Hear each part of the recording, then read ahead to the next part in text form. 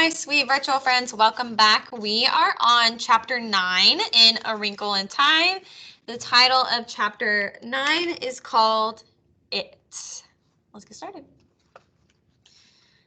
Meg rushed at the man imprisoned in the column, but as she reached what seemed to be the open door, she was hurled back as though she had crashed into a brick wall. Calvin caught her. "It's just transparent like glass this time," he told her. "We can't go through it." Meg was so sick and dizzy from the impact that she could not answer. For a moment, she was afraid that she would throw up or faint. Charles Wallace laughed again, the laugh that was not his own, and it was this that saved her, for once more anger overcame her pain and fear. Charles Wallace, her own real dear Charles Wallace, never laughed at her when she hurt herself. Instead, his arms would go quickly around her neck and he would press his soft cheek against hers in loving comfort. But the demon Charles Wallace snickered. She turned away from him and looked again at the man in the column. "Oh, Father," she whispered longingly. But the man in the column did not move to look at her. The horn-rimmed glasses, which always seemed so much a part of him, were gone, and the expression of his eyes was turned inward as though he were deep in thought. He had grown a beard, and the silky brown was shot with gray. His hair, too, had not been cut. It wasn't just the over-long hair of the man in the snapshot at Cape Canaveral. It was pushed back from his high forehead and fell softly almost to his shoulders, so that he looked like someone in another century or a shipwrecked sailor.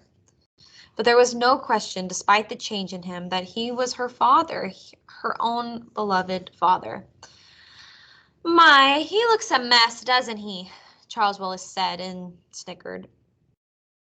Meg swung on him with sick rage. "Charles, that's father! Father! So what?"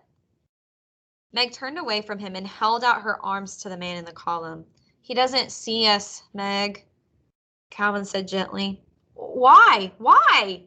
"I think it's sort of like those little peepholes they have in apartments in the front doors," Calvin explained. "You know, from inside you can look through and see everything, and from outside you can't see anything at all. We can see him, but he can't see us." "Charles," Meg pleaded, "let me in to Father." "Why?" Charles asked placidly. Meg remembered that when they were in the room with the man with red eyes, she had knocked Charles Wallace back to himself when she tackled him and his head cracked the floor. So she hurled herself at him, but before she could reach him, his fist shot out and punched her hard in the stomach. She gasped for breath. Sickly, she turned away from her brother, back to the transparent wall. There was the cell, there was the column with her father inside. Although she could see him, she was almost close enough to touch him. He seemed farther away than he had been when she had pointed him out to Calvin in the picture on the piano. He stood there quietly as though frozen in a column of ice, an expression of suffering and endurance on his face that pierced into her heart like an arrow. "You say you want to help Father?" Charles Wallace's voice came from behind her with no emotion whatsoever. "Yes, don't you?"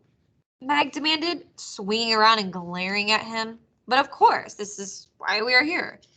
"Then what do we do?" Meg tried to keep the franticness out of her voice, trying to sound as drained of feeling as Charles, but nonetheless ending on a squeak. "You must do as I have done and go into it," Charles said. "No." "I can see you don't really want to save Father." "How will my being a zombie save Father?"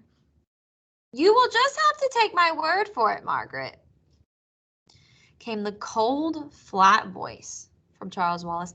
"It wants you, and it will get you. Don't forget that I, too, am a part of it now. You know, I wouldn't have done it if it were the right thing to do." "Calvin," Meg asked in agony, "will it really save Father?" But Calvin was paying no attention to her. He seemed to be concentrating with all his power on Charles Wallace. He stared into the pale blue. That was all that was left of Charles Wallace's eyes. And for thou wast a spirit too delicate to act her earthly and abhorred commands. She did confine thee into a coven pine, he whispered, and Meg recognized Miss Who's words to him. For a moment, Charles Wallace seemed to listen, then he shrugged and turned away. Calvin followed him, trying to keep his eye focused on Charles. If you want a witch, Charles, he said, it's the witch, not Our Lady's. Good thing I had the tempest at school this year. Isn't it, Charles? It was the witch who pulled Ariel in the cloven pine, wasn't it? Charles Wallace's voice seemed to come from a great distance. Stop staring at me. Breathing quickly with excitement, Calvin continued to pin Charles Wallace with his stare. You're like Ariel in the deep cloven pine. Charles and I can let you out. Look at me, Charles. Come back to us. Again, the shudder went through Charles Wallace. Calvin's intense voice hit at him. Come back, Charles. Come back to us. Again, Charles shuddered, and then it was as though an invisible hand had smacked against his chest and knocked him to the ground, and the stare with which Calvin had held was broken. Charles sat there on the floor of the corridor whimpering, not a small boy's sound, but a fearful animal noise. Calvin, Meg turned on him, clasping her hands intensely. Try to get to father. Calvin shook his head. Charles almost came out. I almost did it. He almost came back to us. Try father, Meg said again. How? Your cloven pine thing. Isn't father imprisoned in a coven pine even more than Charles? Look at him in that column there. Get him out, Calvin. Calvin spoke in an exhausted way. Meg, I don't know what to do. I don't know how to get in. Meg, they're asking too much of us. Miss Who's spectacles, Meg said suddenly. Miss Who had told her to use them only as a last resort, and surely that was now.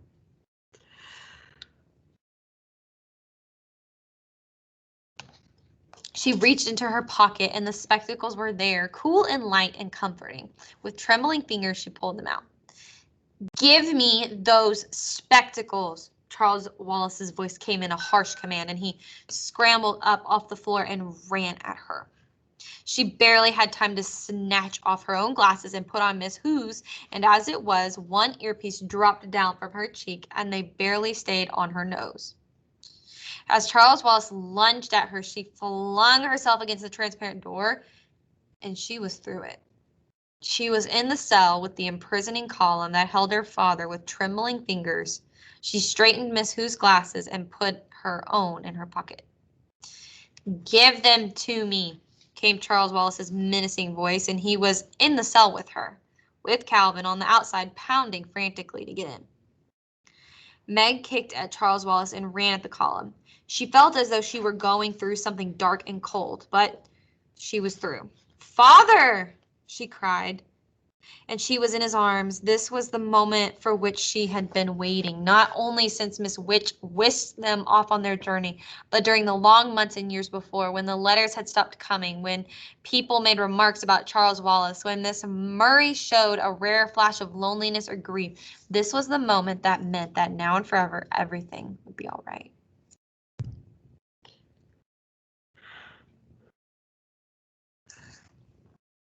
As she pressed against her father, all was forgotten, except joy.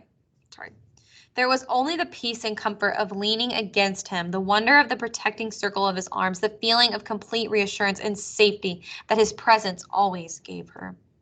Her voice broke on a happy sob. Oh, Father, oh, Father. Meg, he cried in a glad surprise. Meg, what are you doing here? Where's your mother? Where are the boys? She looked out of the column, and there was Charles Wallace in the cell, an alien expression distorting his face. She turned back to her father. There was no more time for greeting, for joy, or for explanations. We have to go, Charles Wallace, she said, her words tense. Quickly. Her father's hands were moving gropingly over her face, and as she felt the touch of his strong, gentle fingers, she realized with a flooding of horror that she could not see him. That she could see Charles in the cell and Calvin in the corridor, but her father could not see them, could not see her. She looked at him in panic. but his eyes were the same steady blue that she remembered. She moved her hand brushily across his line of vision, but he did not blink. Father, she cried. Father, can't you see me? His arms went around her again in a comforting, reassuring gesture. No, Meg. But Father, I can see you. Her voice trailed off. Suddenly, she shoved Miss Who's glasses down her nose and peered over them, and immediately she was in complete and utter darkness. She snatched them off her face and thrust them at her father. Here! His fingers closed about the spectacles. Darling, he said, I'm afraid your glasses won't help. But they're Miss Who's, they aren't mine, she explained, not realizing that her words would sound like gibberish to him. Please try them, Father, please. She waited while she felt him fumbling in the dark. Can you see now, she asked. Can you see now, Father? Yes, he said. Yes, the wall is transparent now. How extraordinary. I could almost see the atoms rearranging. His voice had its old familiar sound of excitement and discovery. It was the way he sounded sometimes when he came home from his laboratory after a good day and began to tell his wife about his work. Then he cried out, Charles Wallace! And then, Meg, what happened to him? What's wrong? That is Charles, isn't it? It has him, Father, she explained tensely. He's gone into it. Father, we have to help him. For a long moment, Mr. Murray was silent. The silence was filled with the words he was thinking and would not speak out loud to his daughter. Then he said, Meg, I'm in prison here. I have been for... Father, these walls, you can go through them. I came through the column to get into you. It was Miss Who's glasses. Miss Murray did not stop to ask. Mr. Murray did not stop to ask who Miss Who was. He slapped his hand against the translucent column. It seemed solid enough. But I got in, Meg repeated. I'm here. Maybe the glasses help the atoms rearrange. Try it, Father. She waited breathlessly, and after a moment she realized that she was alone in the column. She put out her hands in the darkness and felt its smooth surface curving about her on all sides. She seemed utterly alone, the silence and darkness impenetrating forever. She fought down panic until she heard her father's voice coming to her faintly. I'm coming back in for you, Meg. It was almost a tangible feeling, as the atoms of the strange material seemed to part to let him through to her. In their beach house at Cape Canaveral, there had been a curtain between There had been a curtain between dining and living room made of long strands of rice. It looked like a solid curtain, but you could walk right through it. At first, Meg had flinched each time she came up to the curtain, but gradually she got used to it and would go running right through it, leaving the long strands of rice swinging behind her. Perhaps the atoms of these walls were arranged in somewhat the same fashion. Put your arms around my neck, Meg, Mr. Murray said. Hold on to me tightly. Close your eyes and don't be afraid. He picked her up and she wrapped her long legs around his waist and clung to his neck. With Miss Who's spectacles on, she had felt only a faint darkness and coldness as she moved through the column. Without the glasses, she felt the same awful clamminess she had felt when they tested through the outer darkness of Camazotz. Whatever the black thing was to which Camazotz had submitted, it was within as well as without the planet.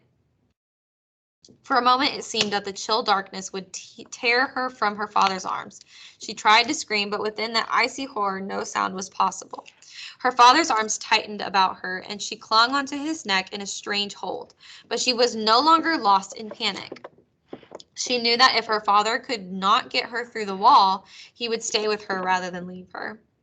She knew that she was safe as long as she was in his arms.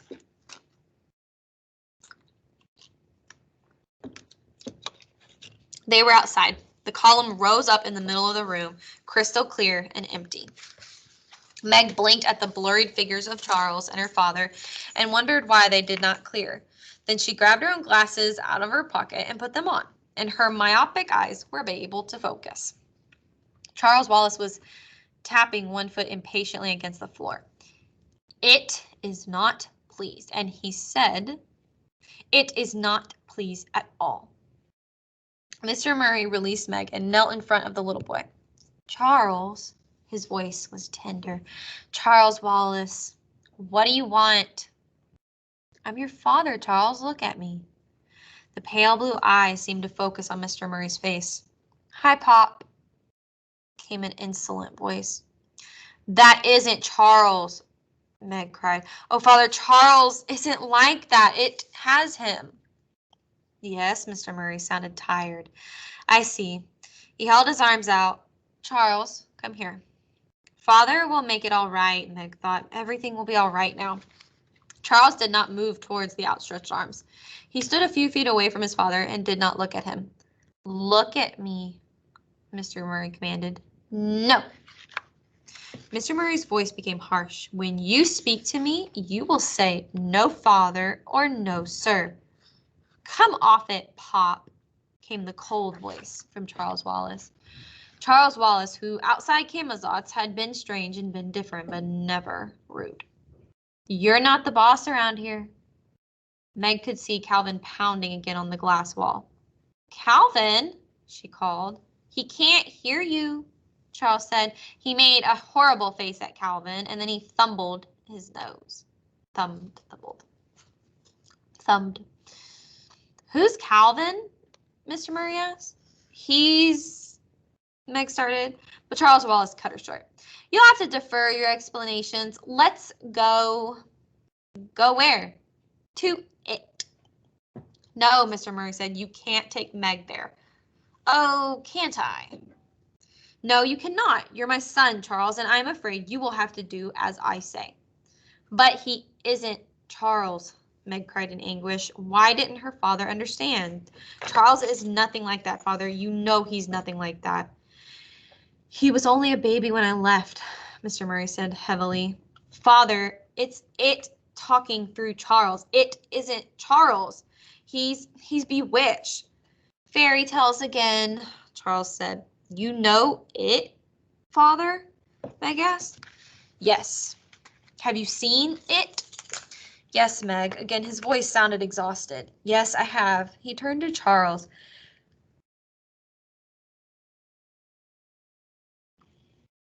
You know she wouldn't be able to hold out.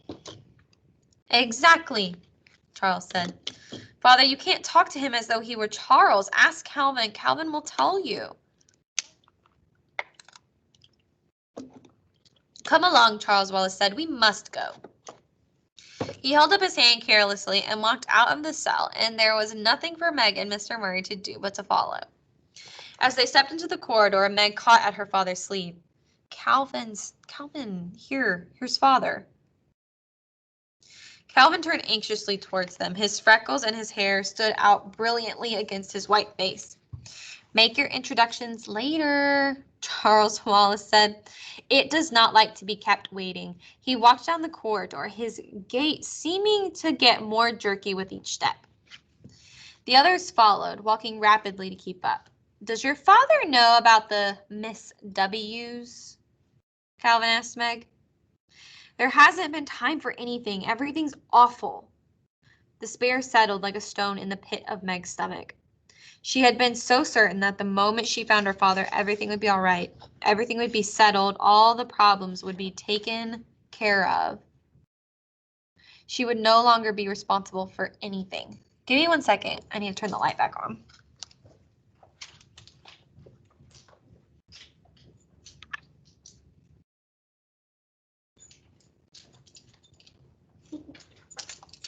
So sorry about that, friends. Motion sensor lights are never fun. All right.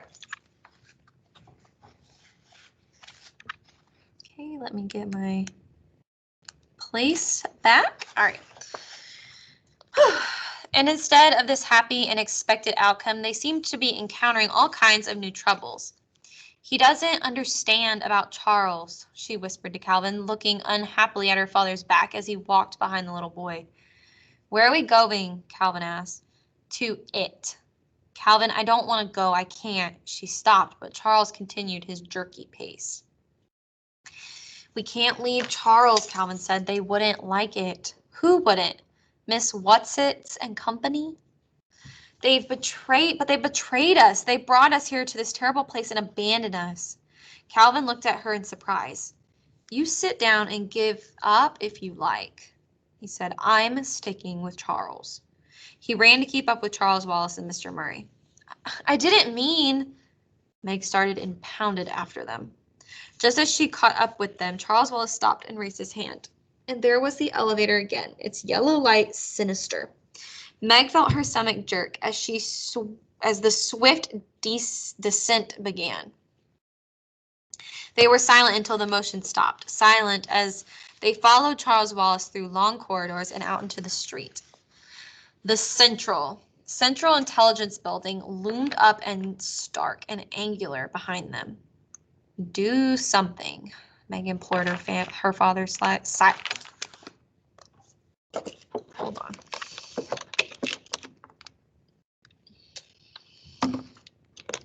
Got a little tongue-tied. Do something, Meg implored her father silently. Do something. Help. Save us. They turned a corner, and at the end of the street was a strange dome-like building. Its walls glowed with a flicker of violet flame. Its silvery roof pulsed like ominous light. The light was neither warm nor cold, but it seemed to reach out and touch them. This, Meg was sure, must be where it was waiting for them. They moved down the street, more slowly now, and as they came closer to the domed building, the violet flickering seemed to reach out to envelope them. So sorry, y'all. I'm having little interruptions here. To envelope them, to suck them in, they were inside. Meg could feel a rhythmically pulsing. It was a pulsing not only about her, but in her as well. I'm so sorry, y'all. I keep just like, okay. Meg could feel a rhythmically pulsing. It was a pulsing not only about her, but in her as well, as though the rhythm of her heart and lungs was no longer her own, but she was worked by some outside force. The closest she had come to the feeling before was when she had been practicing artificial respiration with Girl Scouts, and the leader, an immensely powerful woman, had been working on Meg. Intoning out goes the bad air, in comes the good air, while her heavy hands pressed, released, pressed, released. Meg gasped, trying to breathe at her own normal rate, but the inexorable beat within and without continued for a moment. She could neither move nor look around to see what was happening to the others. She simply had to stand there, trying to balance herself into the artificial rhythm of her heart and lungs. Her eyes seemed to swim in a sea of red. Then things began to clear, and she could breathe without gasping like a beached fish, and she could look about the great circular domed building. It was completely empty except for the pulse, which seemed a tangible thing, and a round dais exactly in the center. On the dais lay, what? Meg could not tell, and yet she knew that it was from this that the rhythm came. She stepped forward tentatively. She felt that she was beyond fear now. Charles Wallace was no longer Charles Wallace. Her father had been found, but he had not made everything all right. Instead, everything was worse than ever, and her adored father was bearded and thin and white and not omnipotent after all. No matter what happened next, things could be no more terrible or frightening than that they already were. Oh, couldn't they? As she continued to step slowly forward, at last she realized that the thing on the dais was a brain. A disembodied brain, an oversized brain, just enough larger than normal to be completely revolting and terrifying. A living brain, a brain that pulsed and quivered, that seized and commanded. No wonder the brain was called it. It was the most horrible, the most repellent thing she had ever seen, far more nauseating than anything she had ever imagined with her conscious mind, or that had ever been tormented in her most terrible nightmares. But as she had felt, she was beyond fear, so now she was beyond screaming. She looked at Charles Wallace, and he stood there. He turned towards it, his jaw hanging slightly loose, and his vacant blue eyes slowly twirled. Oh, yes, things could always be worse. These twirling eyes within Charles Wallace's soft, round face made Meg icy cold inside and out. She looked away from Charles Wallace and at her father. Her father stood there with Miss Who's glasses still perched on his nose. Did he remember that he had them on? And he shouted to Calvin, "Don't give in." "I won't. Help Meg," Calvin yelled back. It was absolutely silent within the dome, and yet Meg realized that the only way to speak was to shout with all the power possible. For everywhere she looked, everywhere she turned, was the rhythm, and as it continued to control the systole and the diastole of her heart, the intake and outlet of her breath, and the red miasma began to creep before her eyes again, and she was afraid that she was going to lose consciousness, and if she did, that she would be completely in the power of it. Miss Watson had said, "Meg, I give you your faults." What were her greatest faults? Anger, impatience, stubbornness? Yes, it was to her faults that she turned to save herself now. With an immense effort, she tried to breathe again the rhythm of it, but its power was too strong. Each time she managed to take a breath out of rhythm, an iron hand seemed to squeeze her heart and lungs.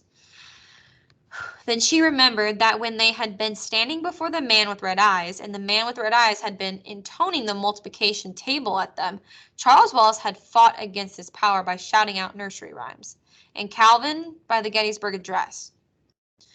"Georgie Porgy Pudding Pie," she yelled, "kissed the girls and made them cry." That was no good. It was too easy for nursery rhymes to fall into the rhythm of it. She didn't know the Gettysburg Address. How did the Declaration of Independence begin?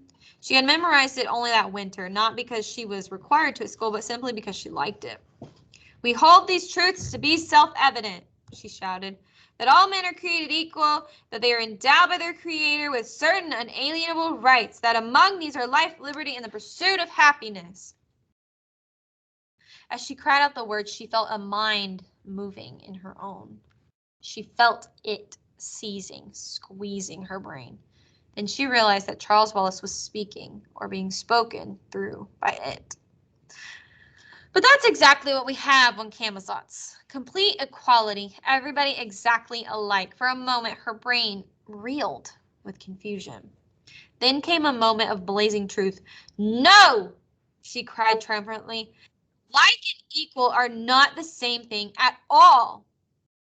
"Good girl, Meg," her father shouted at her. But Charles Wallace continued as though there had been no interruption. "In Camazotz, all are equal. In Camazotz, everybody is the same as everybody else." But he gave her no argument, provided no answer, and she held on to her moment of revelation. Like and equal are two entirely different things. For the moment, she had escaped from the power of it. But how?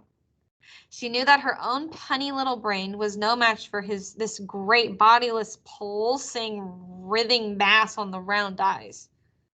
She shuddered as she looked at it. In the lab at school, there was a human brain preserved in formaldehyde, and the seniors preparing for college had to take it out and look at it and study it. Meg had felt that when that day came, she would never be able to endure it. But now she thought that if only she had a dissecting knife, she would slash at it, cutting ruthlessly through cerebrum and cerebellum. Words spoke within her directly this time, not through Charles Wallace. "Don't you realize that if you destroy me, you also destroy your little brother? If that great brain were cut or crushed, would every mind under its control in Camazotz die too? Charles Wallace and the man with red eyes, and the man who ran the #1 spelling machine on the second grade level, and all the children playing ball and skipping rope, and all the mothers and all the men and women going in and out of buildings, was their life completely dependent on it? Were they beyond all possibility of salvation?" She felt the brain reaching at her again, and she let her stubborn control slip. Red fog glazed her eyes.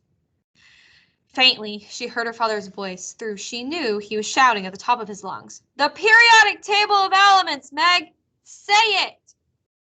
A picture had flashed into her mind of winter evenings spent sitting before the open fire and studying with her father.